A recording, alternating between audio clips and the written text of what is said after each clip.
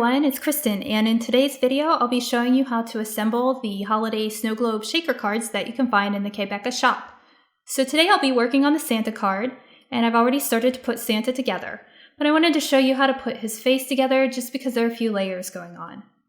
So first you have the black backer piece that will go behind the skin color piece that has his eyes and his mouth.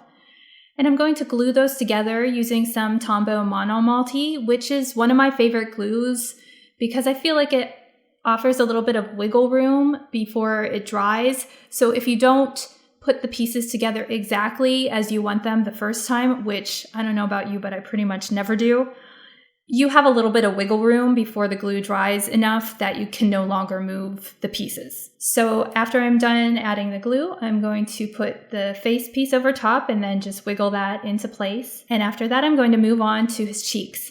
So his cheeks are pretty small, and on smaller pieces, I really like to use something like a quick stick or a pick-me-up to help me out. And I just find that having something like that makes adding those smaller pieces go so much more quickly. So I'm going to glue his cheeks in place, and after that I'm going to glue his beard and his nose on. And once I'm finished with his face, I'll glue his face to his body. And the final piece is the fluffy rim of his hat. So I'm going to glue that in place, and then I'm going to set Santa aside and move on to the background. If you'll notice, in the background I have little slits cut, and those slits are cut so you'll know exactly where to glue the snowballs.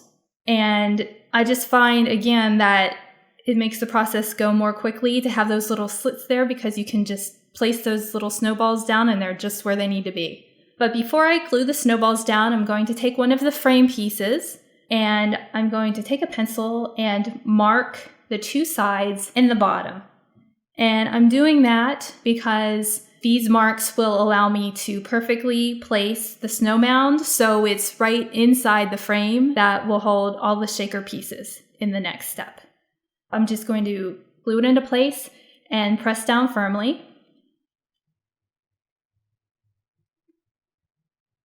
And then after that, I'm going to glue all of the snowballs into place on the background.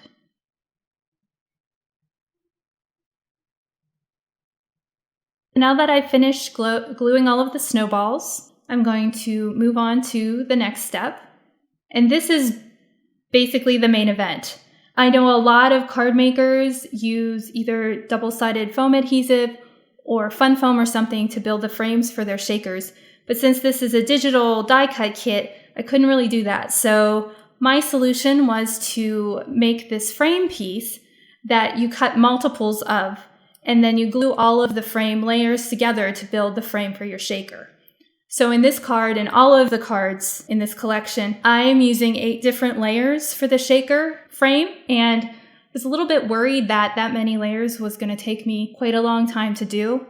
But I timed myself the first time that I made a card, and I found that it only took me about 7 or 8 minutes to do this. And I'm using a Zig 2-way glue pen, which I felt really did make the process go a lot more quickly because it's got great coverage and you just color around it like you're coloring in a coloring book, and then you just press each layer together, and when you're done you'll have a frame that's probably about 1/4 of an inch thick. It might be a little bit less than that, but since the elements inside these shakers are a little bit dimensional, I wanted to have a frame that was nice and thick so I wouldn't have to worry about the little confetti pieces and sequins getting stuck between the element and the window, which is what I'm placing now. So I've cut the window out of acetate, and I'm just going to put it in place and get a feel for where I want it. And then I'm going to take my Tombow monomalty and just add a line of glue the whole way around the edge.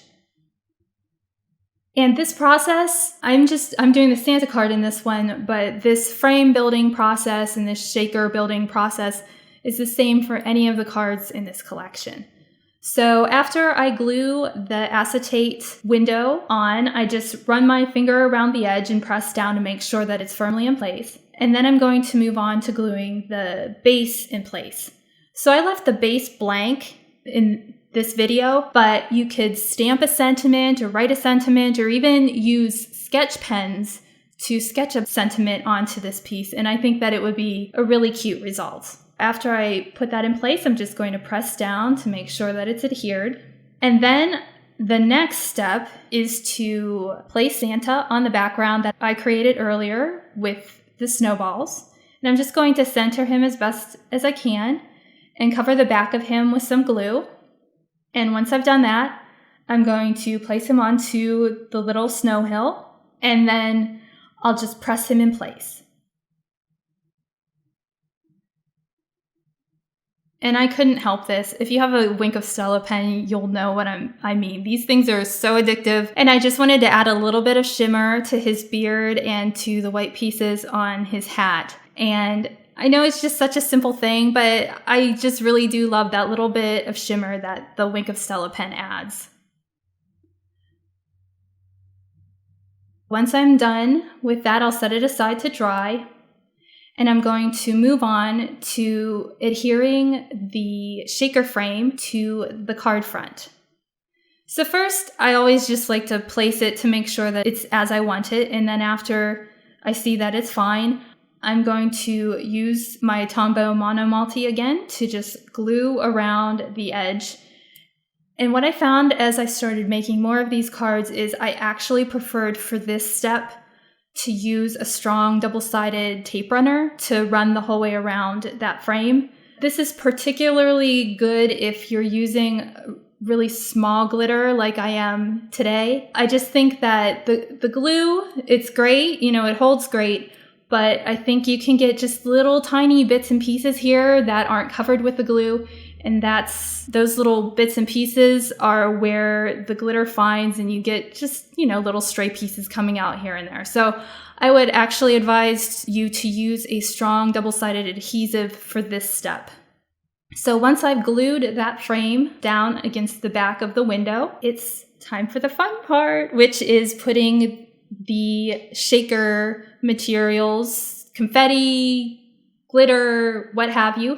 And also with every card, you'll notice that there is a little confetti card, which when you cut the confetti out, you actually have a little mini card that you could attach to a little gift card or some sort of a folded cardstock to make a little gift tag. So I've mixed the ho ho ho confetti that comes with this card kit with just a little bit of sequins, and I'm also going to add a little bit of glitter because I just thought this looked like snow, and I thought it went well with the little glittery snow hill and the snowballs that are already going on in the card. I also like the fine glitter in a card like this because if you shake it around, little bits of adhesive that you might get on those little die cut letters or little bits of glue that might be going on inside that frame that aren't completely dry yet, will cover those, and then you won't have letters sticking or sequins sticking or anything sticking. What I've also done is I've used one of those powder anti-static tools that you can use with heat embossing, and I've run that around any bits that I think might have glue that isn't completely dried, and I've found that has helped prevent little pieces sticking as well.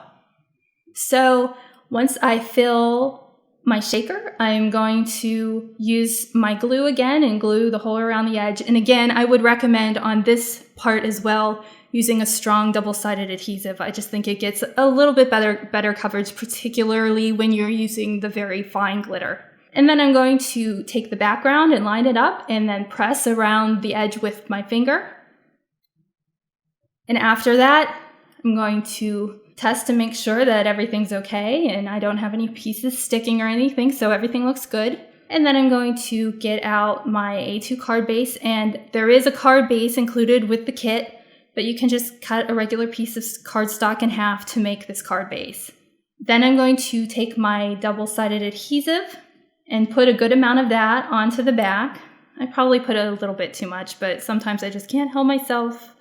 So once that's covered, I'm going to take my card base and just line the front up where I want it. And once I do that, I'll just press down lightly on the front and then turn it over and press much more firmly. So that will be adhered very solidly in place. And then you're pretty much done. Thanks for watching.